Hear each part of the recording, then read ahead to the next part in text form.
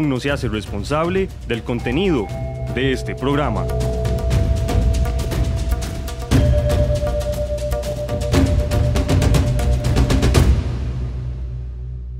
Este programa llega a ustedes gracias al patrocinio de Coope Santos RL. Gracias por sintonizar nuestro programa Hablemos, un espacio en el que analizamos temas del acontecer político, económico y cultural de nuestra región.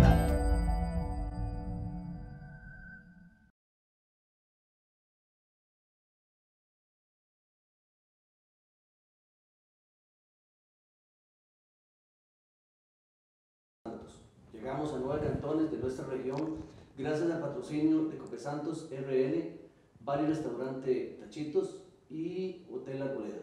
Muy buenas noches. El día de hoy tenemos un programa muy interesante, no sin antes excusar al licenciado Aquiles Mata, que se encuentra en una actividad familiar que no pudo cambiar, y aprovechamos para felicitarlo por la llegada de su nieta Zoe esta semana, que le deseamos muchas bendiciones. Hoy tenemos un programa pero muy interesante, que nos acompaña la señora ministra de Justicia y Paz y el señor viceministro de Justicia.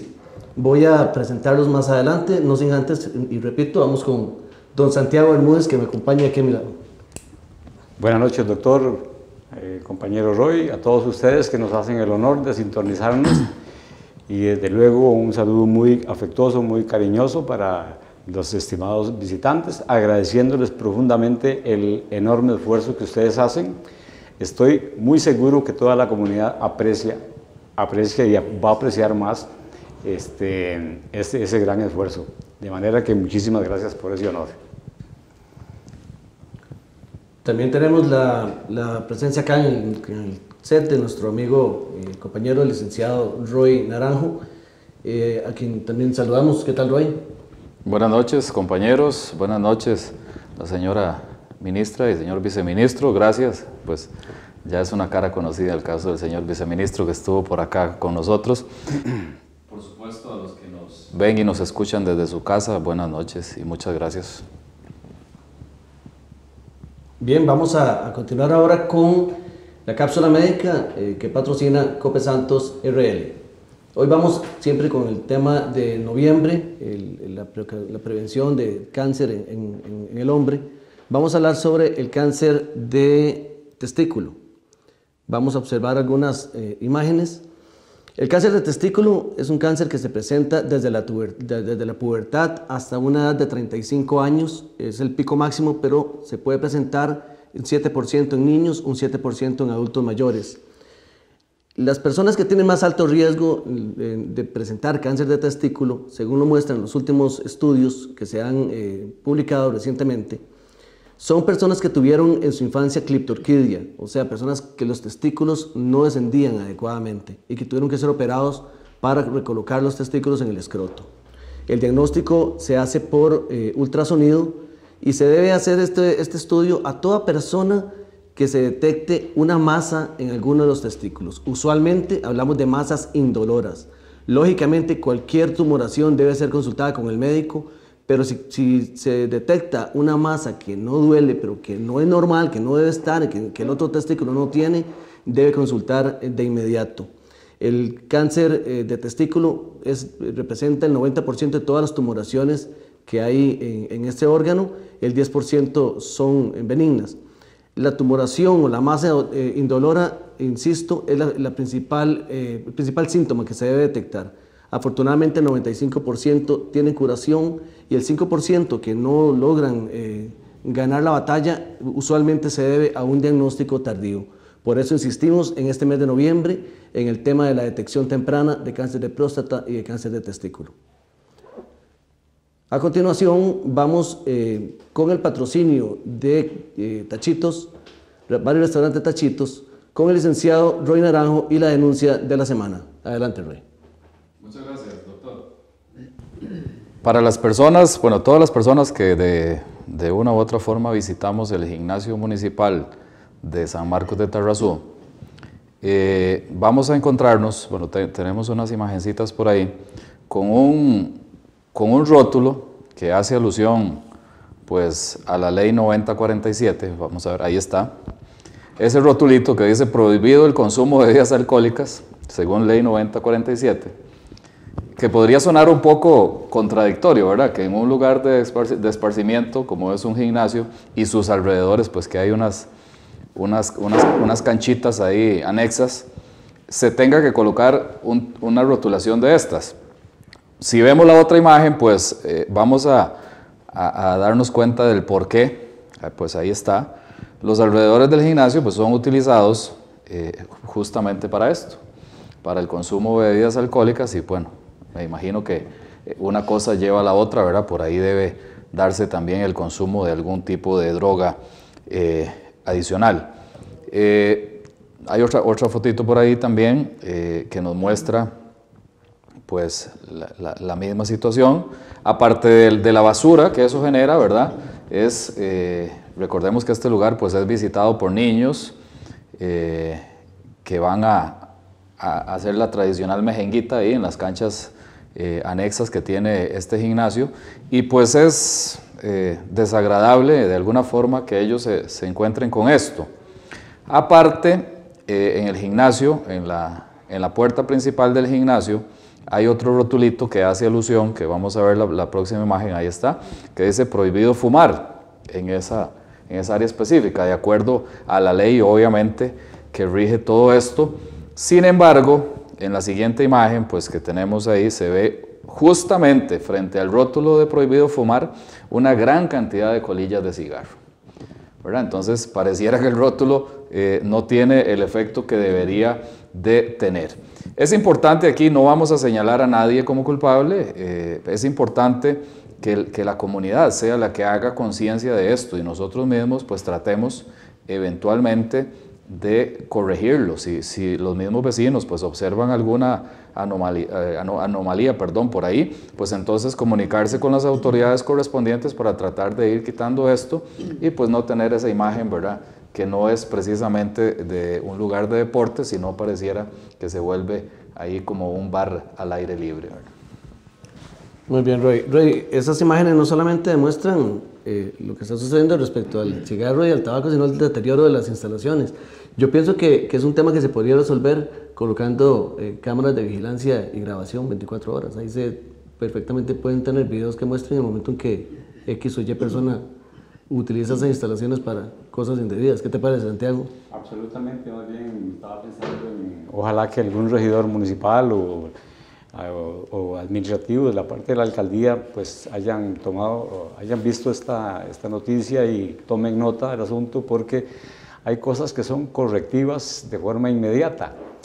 Hay un comité cantonal, creo que recién integrado, a quien se le debería encomendar pues el mantenimiento básico de la recolección de basura, solicitar, eso es cuestión de coordinación con la fuerza pública para que estén visitando y sacando de ahí a esa gente que llega.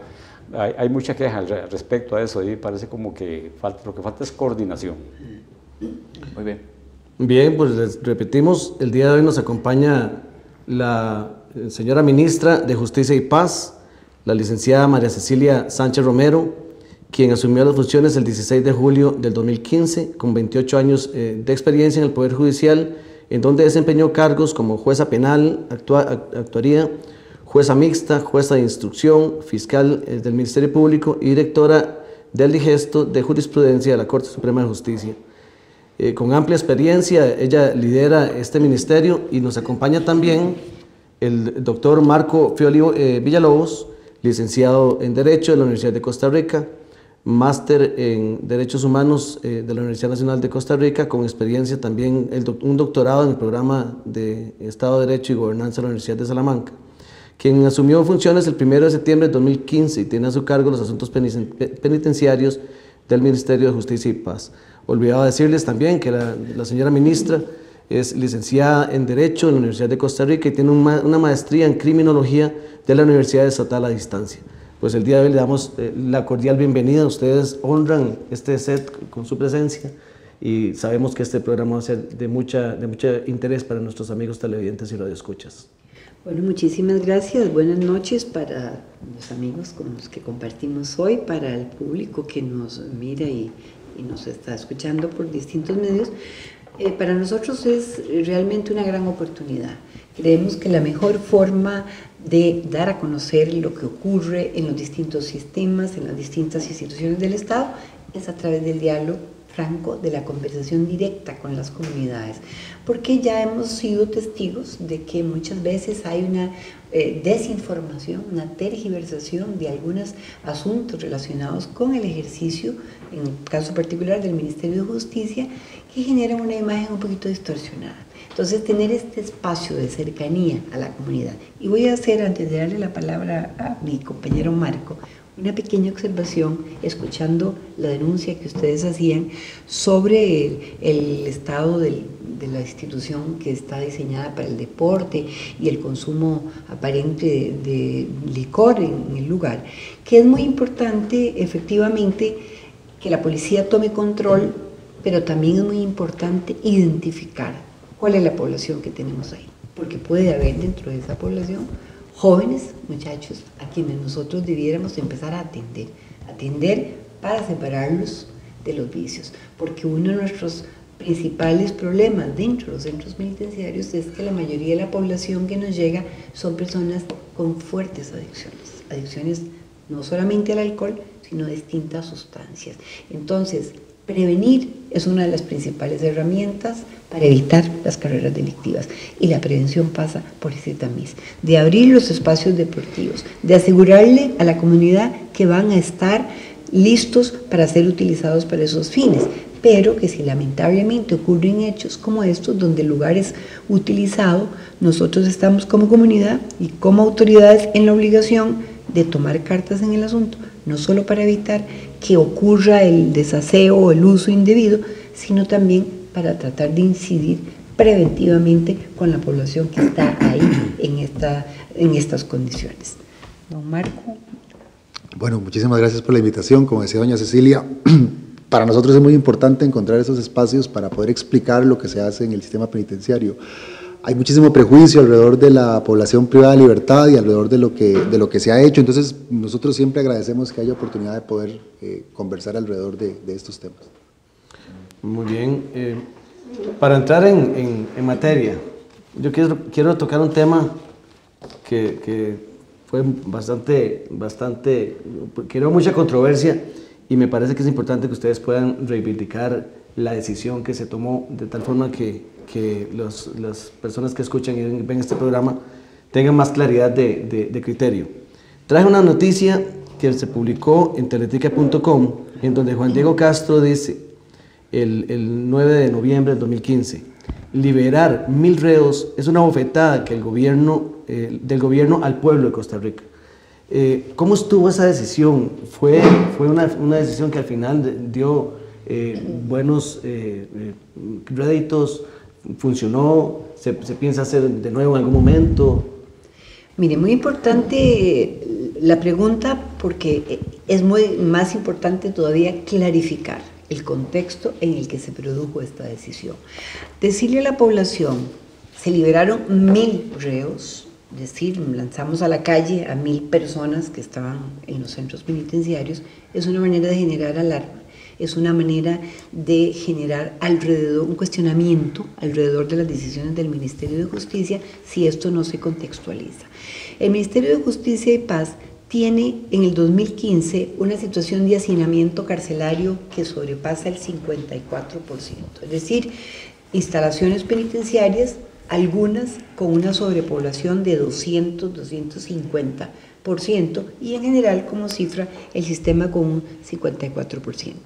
De acuerdo con los estándares internacionales, un 20% ya se considera hacinamiento crítico. Todo lo que esté por encima del 20% constituye, sin lugar a dudas, una violación de derechos humanos. Nosotros asumimos el control de la institución con estos niveles de hacinamiento. Entonces, había que tomar decisiones. La gente muy alegremente dice, pero ¿por qué no construye? Y ahora vamos a hablar un poquito de los procesos de construcción. Todos sabemos que el Estado costarricense tiene una estructura bastante burocrática, bastante tramitología hay para todos los procesos constructivos. Ya veremos cómo procesos constructivos que arrancan incluso en el 2013, en el gobierno anterior, a estas alturas no llevan ni siquiera el 50%. porque se constituye en un proceso con una serie de etapas que luego podemos comentar que retrasan notablemente la construcción. Bien, vamos a ir a una pausa comercial y ya regresamos. Bien, continuamos con el programa Hablemos, un programa que tiene 32 años de estar al aire en Radio Cultural Los Santos, y ya estamos a punto de cumplir 3 años, nuestro tercer aniversario con Canal Altavisión. El día de hoy seguimos con la señora Ministra de Justicia y Paz y el señor Viceministro de Justicia. Queríamos continuar con la explicación que nos estaba dando. Bueno, quería terminar señalando esta cantidad de población que tiene el sistema penitenciario en sobrepoblación. Resulta que es objeto de tutela por parte de una serie de instrumentos del derecho internacional, y en favor de estas personas se interponen una serie de denuncias ante la Comisión Interamericana de Derechos Humanos y ante los propios tribunales costarricenses. Entonces, el Ministerio de Justicia, cuando asumimos, tiene esa sobrepoblación y además bastantes resoluciones de la Sala Constitucional y de los jueces de la ejecución de la pena ordenándonos tomar medidas para disminuir el hacinamiento. Y ustedes saben que desobedecer la orden de un juez tiene una consecuencia penal, es un delito que se llama desobediencia a la autoridad. Los jueces de ejecución de la pena, conocedores de las condiciones inhumanas de las cárceles costarricenses, ordenan al Ministerio de Justicia desde hace rato que tome medidas. Particularmente en algunos casos nos ordenan poner en un régimen distinto, en el caso de Alajuela 350 personas específicamente, y en los otros casos bajar el hacinamiento. Frente a eso y frente a las dificultades que tiene la respuesta de una construcción, que en todo caso no es una respuesta, la única respuesta, porque nosotros podemos construir espacios, pero la gente sigue ingresando. De hecho, San Sebastián, que es una cárcel diseñada para 550 personas, tiene 1.350. Imagínense ustedes cómo puede estar esta población. Nosotros acatamos las órdenes de los jueces. ¿Y cómo se acatan estas órdenes? No porque la ministra ordena o el viceministro hay que liberar a la gente, no. Es porque hay un órgano técnico en adaptación social que se llama el Instituto Nacional de Criminología. El Instituto Nacional de Criminología emite varias circulares para atacar este problema del hacinamiento y cumplir con las decisiones judiciales, y elabora una serie de criterios o de pautas que permiten seleccionar, bajo estudios técnicos que hace cada centro penal, a personas con condiciones que en ese momento se consideraron idóneas para reubicarlas. Es decir, a estas personas no se les pone en libertad, siguen sometidas al sistema penitenciario, solamente que ahora bajo una nueva modalidad, que es la modalidad semi-institucional, porque el sistema penal costarricense tiene centros cerrados y tiene centros semi-institucionales. A este semi-institucional es a donde se comienza a reenviar a estas personas que siguen sometidas al Ministerio de Justicia, siguen sometidas a la ejecución de la pena, que tienen que cumplir algunas obligaciones, que van a pernoctar 1, 2 o 3 días a la semana, pero que se les permite durante el día trabajar o estudiar. Para estas personas se identifica que tengan un hogar, un espacio receptor, que tengan trabajo, es decir, que tengan algún apoyo para efectivamente comprobar que son personas que pueden estar en condición de no privación permanente de libertad y cumplir una función. Este proceso ha sido exitoso. ¿Y por qué ha sido exitoso? Porque podemos afirmar que solo un 3% de esta población reincide. Entonces, si nosotros egresamos 1.000 personas y de esas un 3% es el único que vuelve a cometer delito, hay un 97% de personas que aprovecharon la oportunidad. Y estamos hablando de oportunidades en el contexto de estas decisiones y de algo que a nosotros nos parece fundamental, y yo quería, Marco, que lo replanteara, y es el tema del llamado que hace el Papa, porque este es el año de la misericordia. Entonces, quizás replantear un poquito cómo nosotros acatamos, sin tener ese llamado, una decisión que emana de la más alta jerarquía de la Iglesia Católica. Sí, yo solamente quería, respecto a la pregunta anterior, hacer una, digamos, para cerrar lo que decía doña Cecilia, A ver, hay gente que se dedica a azuzar y a generar miedo entre los demás. Esto a mí me parece que no es serio, pero esto pasa.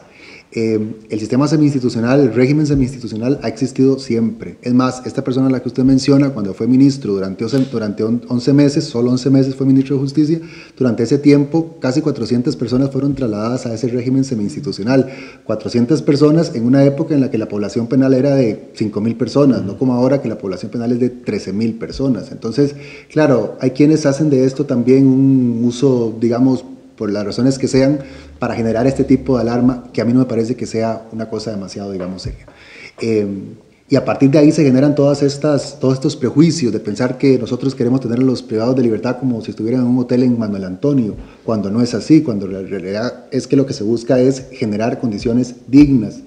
Esto que decía doña Cecilia es muy importante. Hace unos cuantos días el Papa Francisco, en un llamado que hizo a los gobernantes y a políticos de diferentes partes del mundo, solicitaba expresamente que se concedieran indultos porque la Iglesia Católica durante este año celebra el año de la misericordia y en fin, el Papa Francisco, para un país católico como este y como muchos otros de América Latina, hace un llamado para que, por ejemplo, se concedan indultos a las personas privadas de libertad.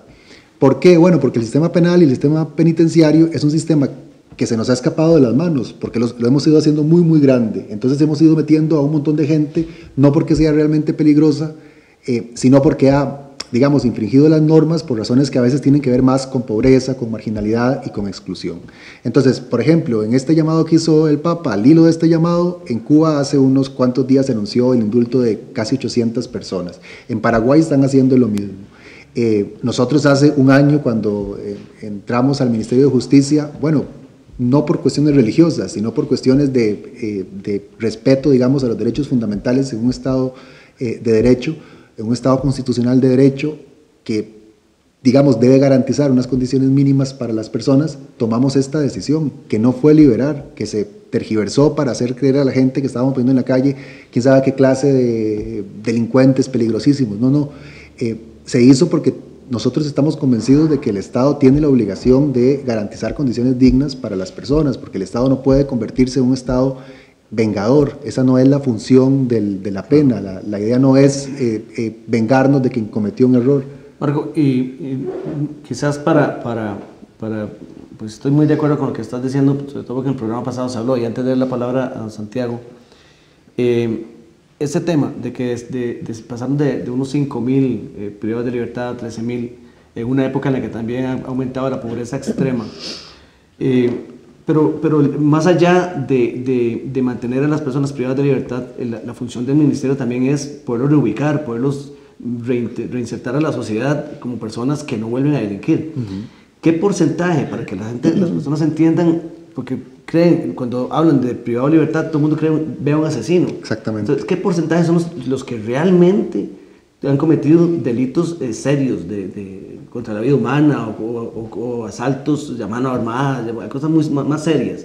Más o menos, ¿qué porcentaje? Más o menos el 70% de las personas que están privadas de libertad están por cometer delitos patrimoniales, robos, hurtos, estafas, y por cometer delitos de ventas de droga al menudeo. El resto está por homicidios, por violaciones, por abusos sexuales, por esta otra clase de delitos que son además en los que la gente más piensa cuando se habla de estos delincuentes, porque incluso cuando estuvimos en este proceso de reubicación, que además se sigue haciendo porque es una cosa, digamos, que es parte de los procesos de resocialización, como usted dice, porque claro, imagínense que uno fuera privado de libertad y que le dicen, usted tiene que estar en la cárcel los 10 años que lo condenamos. ¿Qué incentivo va a tener uno, digamos, para someterse a los procesos técnicos de abordaje, para trabajar, para educarse, si sabe que nada de lo que vaya a hacer durante esos 10 años va a servir para acercarse más a la libertad? Entonces, claro, dentro de este proceso uno tiene que considerar que la mayoría de las personas que están ahí están por ese tipo de condiciones de marginalidad y de pobreza de la que estábamos hablando. Son muy pocos, o son bastante menos de lo que a veces se suele pensar, quienes están por cometer estos delitos, digamos, gravísimos, que merecen una atención diferente y que probablemente sí requieren de una contención y un abordaje digamos, que suponga mayores límites a la libertad que estos otros casos que se pueden resolver a través de otras vías. Pero que además, importante detallar, estaban excluidos de la aplicación de las circulares, claro, porque las circulares nunca permitieron la reubicación de personas condenadas, ni por homicidio, ni por delitos sexuales, ni por terrorismo, ni por crimen organizado. Es decir, no estábamos reubicando personas de alta peligrosidad, se trató de otro tipo de población. Excelente. Don Santiago, hemos de una pregunta, pero tenemos que ir a corte comercial, entonces al regreso vamos a dar la palabra a don Santiago para que haga su participación. Vamos a una pausa y ya regresamos. Este programa llega a ustedes gracias al patrocinio de Coope Santos RL.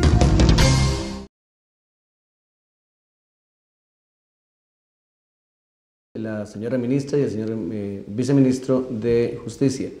Don Santiago, tenía una pregunta. Sí, pues más que pregunta era, en primera instancia, hacerle un adicional al comentario que nos hizo don Marco. Leyendo por ahí algo que escribe este mismo señor abogado, famoso, que tiene un poder de persuasión muy grande porque después de que hace sus comentarios, sus aportes para los medios de comunicación masiva, hay gente que se atreve incluso a proponerlo como para candidato a la presidencia de la República. Discrepo profundamente de él con ese tema cuando él habla de la impunidad en Costa Rica.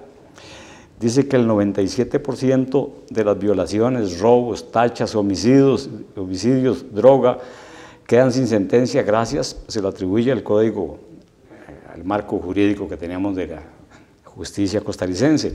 Se lo atribuye a malos abogados, se le atribuye a la pésima labor de los fiscales, según él, etc. Pero cuando se habla de los números de los 17.000 ultrajes y violaciones, así lo menciona él en esa página, que quedan en impunidad, yo me pregunto, ¿el sistema carcelario está en el ojo del huracán por la sobrepoblación? ¿Qué tal si estos 17.000 casos fuesen sentenciados? No es que estoy diciendo que no se sentencien, que no se castigue, porque igual para mí el delito es desde robarse un carro, asaltar una casa, hasta robarle el celular a una persona. Esa es la incertidumbre que queda con ese aporte que hace este señor. Por otro lado, sí me gustaría que estuve leyendo el informe del Estado de la Nación y se da el primer abordaje a la justicia costarricense, y me gustaría como que usted nos diera una opinión sobre lo que se plasma en ese informe, señora ministra. Mire, hay un tema interesante en esto que me parece fundamental señalar con el tema de la impunidad. Costa Rica tiene una tasa de 350 personas encarceladas por cada 100.000 habitantes. Es una cifra exorbitante. Nosotros hace 15 años teníamos 100 personas detenidas por cada 100.000 habitantes. 350 personas por cada 100.000 habitantes. Si eso es impunidad, un país que encarcela a ese nivel, yo no sé de qué estamos hablando. Y aquí quiero hacer una breve reflexión. Evidentemente, tal cual usted lo ha señalado, cualquier conducta delictiva es reprochable y debe merecer una sanción. Nuestro cuestionamiento, y precisamente por eso hemos presentado un nuevo proyecto de ley sobre penas de utilidad pública, al que Marco podrá referirse luego, lo que plantea es, frente al colapso del sistema carcelario, frente a la imposibilidad de que el sistema penitenciario se convierta en una posibilidad resocializadora, rehabilitadora de las personas privadas de libertad, es importantísimo buscar otras alternativas a la sanción. Infinidad de países tienen distintas opciones. No se trata de no sancionar, de lo que se trata es de por qué sancionar con pena de prisión todos los hechos delictivos. Si hay hechos delictivos que bien pudieran tener sanciones alternativas, sanciones que pueden ser de mayor utilidad para la comunidad, incluso de beneficio para la comunidad, reparación integral del daño para la víctima, que puede verse más satisfecha con la decisión de que se le pague el monto de lo dañado, que el envío de las personas a la prisión, que además a la gente se le olvida, tiene un costo altísimo para el Estado costarricense, que los costarricenses pagamos la estadía, la alimentación y la construcción de las cárceles. Cuando se habla construyan y construyan, cada centro penitenciario le puede costar al sistema penitenciario alrededor de 20 millones de dólares, que estamos hablando de las nuevas construcciones, y eso lo pagan todos los costarricenses con sus impuestos. Entonces, ¿por qué no invertir en otro tipo de sanción? Ya que estamos hablando de ese tema... Nada más, perdón, si puedo intervenir. Lo del Estado de la Nación. Claro, yo quería hablar del Estado de la Justicia. Bueno, ese Estado de la Justicia, en todo caso, el primero es más sobre el Poder Judicial. Entonces, digamos, es un tema que tiene más que ver con el Poder Judicial. En todo caso, yo sí quisiera que no se quede la idea de esto que usted dijo ahora, de lo dejemos pasar, que parece que con eso lo estamos digamos, aprobando, digamos, esa afirmación que no es cierta, lo del 97% de que son que del 100% de denuncias, solo el 3% llega a juicio y que por eso hay una gran impunidad en Costa Rica. Ese dato es falso, eso hay que decirlo, ese dato es falso, porque cuando se hace una denuncia, esa denuncia puede seguir muchísimos caminos. Y uno de ellos es, por ejemplo, que las víctimas que las víctimas y los imputados lleguen a acuerdos, que lo que se denunció no fuera cierto, y solo un porcentaje llegará a juicio, como en cualquier parte del mundo. Es decir, pretender que toda denuncia acabe en un juicio es no entender cómo funciona el proceso penal. Y, por ejemplo, estos arreglos que se hacen en cualquier proceso penal son arreglos que están diseñados para satisfacer los intereses tanto de la víctima como del imputado. Entonces, a mí me parece muy grave que haya gente, digamos, que repite estas cosas tan alegremente, porque además con eso deslegitimamos a nuestras instituciones. Y este país tiene muchas cosas que cambiar, pero no es justo. Y un abogado. Y además no es justo decir cosas que no son ciertas y generar esa idea de que todo está funcionando mal en el país. No, tenemos un sistema penal que puede mejorar, un proceso penal que puede mejorar, claramente, pero ese tipo de salidas son válidas y además yo creo que todos estaremos de acuerdo en que lo mejor es que una víctima y una persona que ha cometido un delito puedan llegar a un acuerdo que satisfaga los intereses de la víctima y también de quien está siendo investigado. Entonces esto hay que tenerlo muy claro. Y de nuevo, todas estas medidas son precisamente porque persiste en la gente la idea de que el que delinque es una especie de Aníbal Lecter y que tiene que estar encerrado. No, hay muchísima gente que delinque por otras circunstancias, porque me peleé con el vecino y le dañé la cerca, entonces se me abre un proceso por el delito de daños. Bueno, puedo llegar a un arreglo por esto. Lo decía ahora doña Cecilia, nosotros tenemos una tasa de prisionalización de 350 personas por cada 100.000 habitantes. En Europa, esto con dificultad llega a 100 personas por cada 100.000 habitantes. Costa Rica en este momento es el cuarto país de América Latina con la tasa de encierro más alta, y esto no es para sentirse orgulloso. Es decir, un país que encierra a este nivel es un país que tiene que revisar qué está haciendo mal, porque algo ha hecho mal. Meter a la gente en la cárcel. Quienes hemos estudiado Derecho sabemos que desde que estamos en primer año nos dicen que la prisión es la última de las alternativas. Bueno, nosotros no estamos haciendo eso si estamos encerrando gente a una tasa de 351 por cada 100.000 habitantes. Entonces, esto tiene que cambiar, tiene que buscarse otras alternativas. Nosotros hemos propuesto algunas porque necesitamos replantear un modelo que no ayuda en nada, que crea más exclusión, que crea más marginalidad, que crea más desigualdad y, muy importante, que crea más inseguridad. Muy bien. Vamos a ir a una pausa comercial porque a continuación vamos a tener muy buenas noticias respecto a los nuevos modelos de atención que se están construyendo en el país. Tenemos algunas imágenes, pero vamos a una pausa comercial y ya regresamos. Este programa llega a ustedes gracias al patrocinio de Coopesantos RL. Continuamos con el programa Hablemos. Vamos a darle la palabra al licenciado Roy Naranjo en una cápsula que patrocina Hotel La Arboleda y es el Consejo Financiero de la Semana. Adelante, Roy. Gracias, doctor. Antes del Consejo Financiero quisiera recordar los patrocinadores de la actividad que realiza el programa Hablemos todos los años. Recordemos que en esta actividad lo que hacemos es un reconocimiento a ciertas personas de la zona pues, que han de una u otra forma hecho su aporte. Además, pues le damos unos regalitos a niños de escasos recursos, para lo cual este año pues, los almacenes Pequeño Mundo nos obsequiaron 50 regalos que ya pues están debidamente ubicadas las comunidades a las cuales van a llegar estos regalitos en Navidad para los niños, repito, de escasos recursos. Bar y Restaurante Tachito en San Marcos de Tarrazú, deliciosos platos a la carta. Pizzería Emilios en San Marcos de Tarrazú, las mejores pizzas de la zona de Los Santos. Nuevo Lecos en San Pablo de León Cortés con su tradicional fiesta de gallos y comida tica. Bar y Restaurante Rancho Emincho, comidas nacionales, nueva administración, don Marconey Naranjo y familia. Centro Consultor de Los Santos, consultorías, capacitaciones y ejecuciones empresariales. Hotel La Arboleda, por supuesto. Y la cafetería La Cabaña en San Pablo y Santa María de Dota, que siempre pues, nos atiende aquí en el set con delicioso café de los microbeneficios. Bien, la semana anterior cambiamos un poquito la nota, dejamos de hablar de impuestos y hablamos un poquito del aguinaldo, por lo menos cómo se calculaba.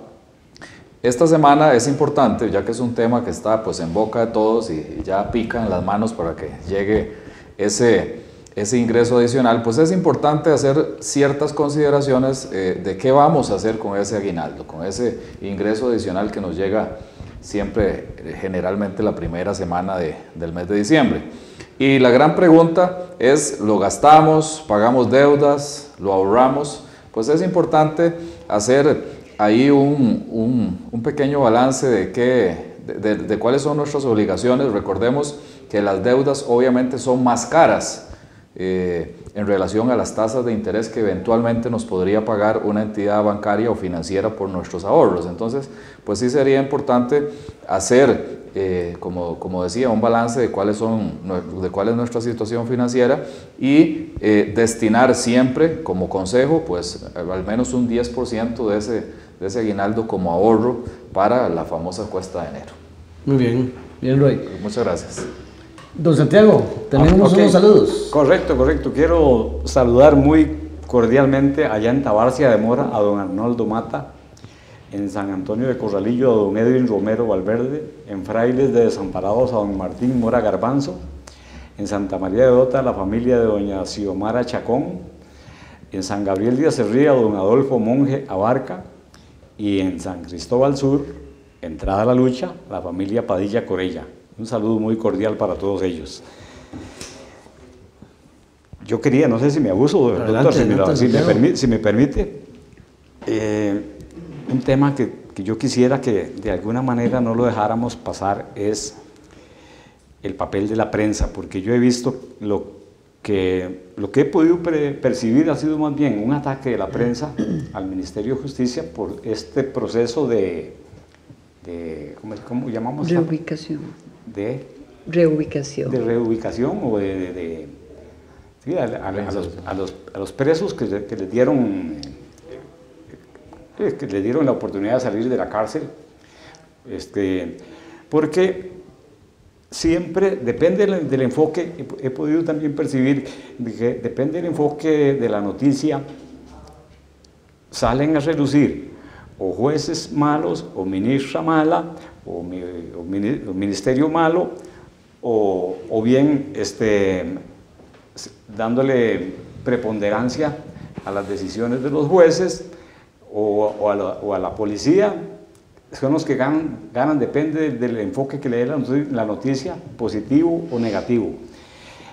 Es que a mí me carcome la duda es si el papel de la prensa puede incidir en algo, en una decisión final a la hora de sacar una resolución judicial. Bueno, nosotros hemos enfrentado en este tema una serie de desinformación. O sea, desde el punto de vista mediático, el Ministerio de Justicia y Paz ha sufrido una permanente guerra. Normalmente, ahora en los últimos tiempos se ha bajado un poco la tensión, pero desde el año pasado, en el mes de septiembre, cuando inicia el proceso de reubicación, la forma en que se transmite la noticia no es la manera adecuada, es decir, se asocia además a cada hecho delictivo que ocurre con posterioridad a las reubicaciones, se asocia a la decisión del Ministerio de Justicia. Entonces eso lleva a ir generando la idea, ministra de Justicia, responsable de la inseguridad en el país, por la manera en que se presenta la noticia. Luego la noticia se presenta como se liberan tantos miles de presos. Si una de nuestras personas reubicadas comete un hecho delictivo, tiene una cobertura mediática privilegiada por encima de los procesos de personas que sí han aprovechado la oportunidad, que sí tienen emprendedurismo, empresas, acciones positivas para reiniciar su vida. Si la información incide sobre las decisiones, yo creería que a veces sí hay una cierta presión mediática con la cual tienen que luchar las personas que tienen a su cargo la toma de decisiones en materia de justicia penal.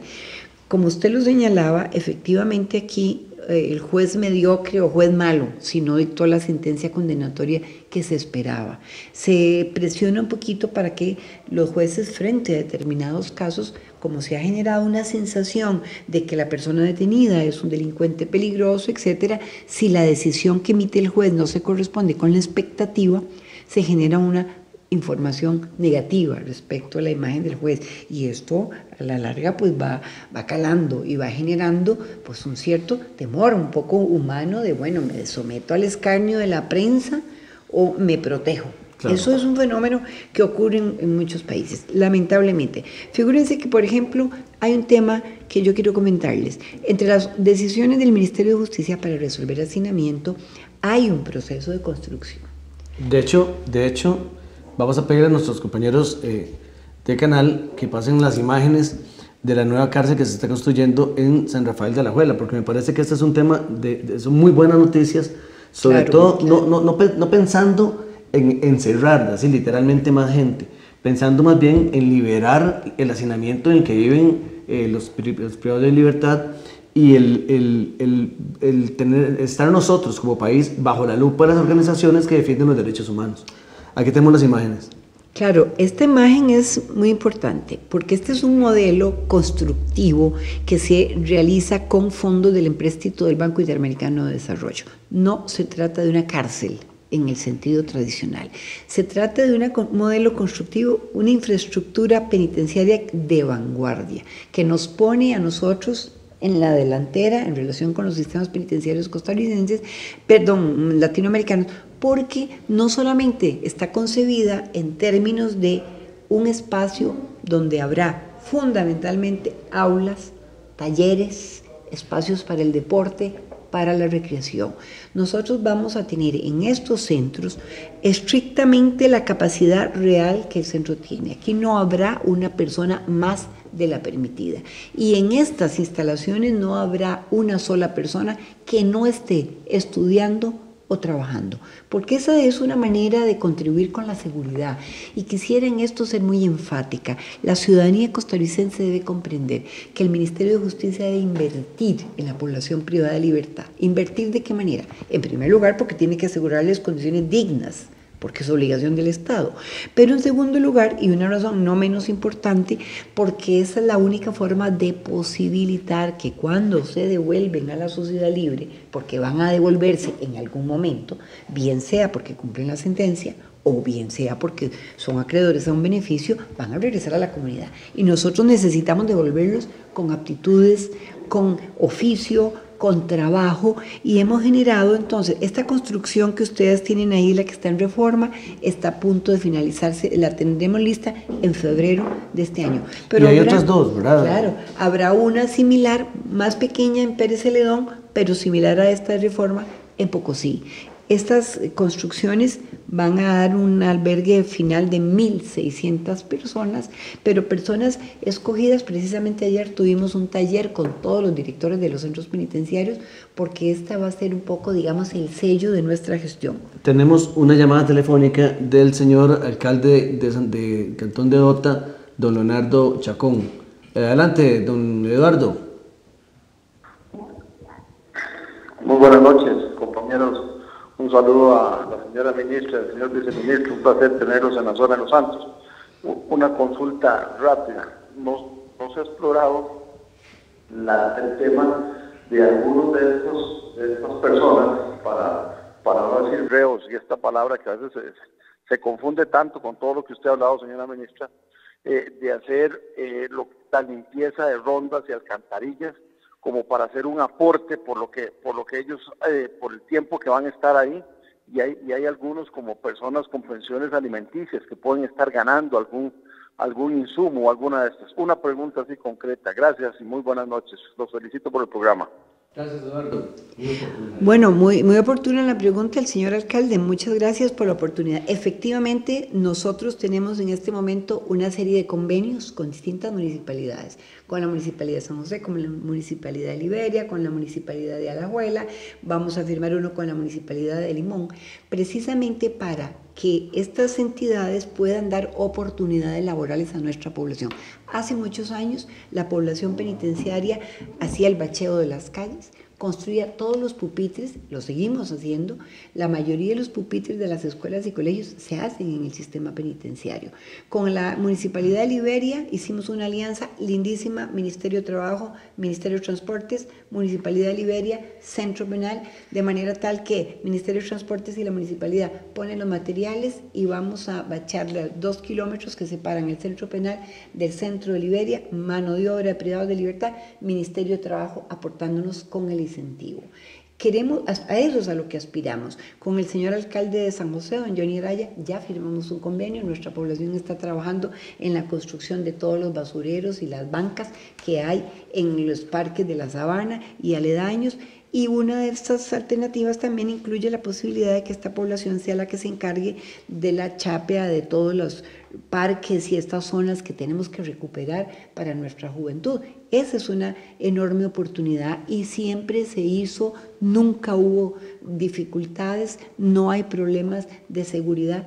Con pensiones alimentarias sí quiero aclarar un poquito que nosotros no podemos disponer respecto de esa población porque ellas están a la orden de los jueces de pensiones alimentarias, entonces nosotros no podemos decidir si salen o no salen, pero estamos tratando de llegar también a acuerdos con la Corte para que esta población pueda salir a hacer alguna labor y producir algún sustento, ser productivos para la sociedad.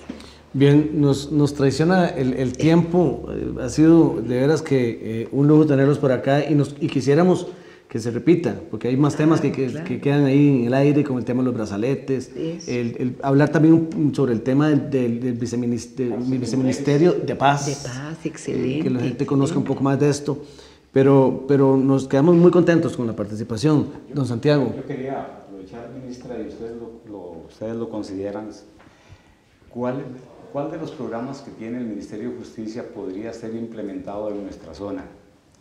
Mire, aquí por ejemplo le ofrecemos el canal con algún programa educativo, preventivo, qué sé yo, publicitando algún mensaje. Mire, excelente etcétera. La oportunidad. El Viceministerio de Paz, que está a cargo de don Víctor Barrantes, está con unos programas de prevención de la violencia lindísimos en distintas comunidades. Se llevan a cabo actividades artísticas, se hacen conciertos, se convoca a la juventud del lugar para que pinten los parques, para que hagan murales, para que hagan grafitis, igualmente en acuerdos con la municipalidad, se les promociona a los jóvenes para que hagan concursos de pintura, de canto. Hay una serie de actividades, yo puedo venir en otra oportunidad, podemos venir con don Víctor para que él presente las acciones del Viceministerio de Paz y yo creo que habrá mucha oportunidad. Muy bien. Excelente. No se lo dejo sordo porque está don Leonardo Chacón escuchando y créame que lo va a tomar en consideración. Excelente. Don Roy Naranjo.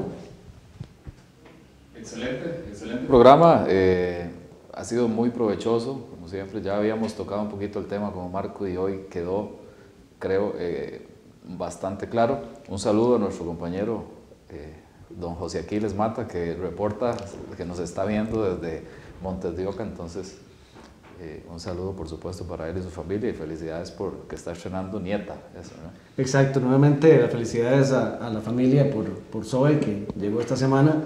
También queremos aprovechar para desearle un feliz cumpleaños a nuestro compañero de canal Edward Sequeira, que mañana está de manteles largos.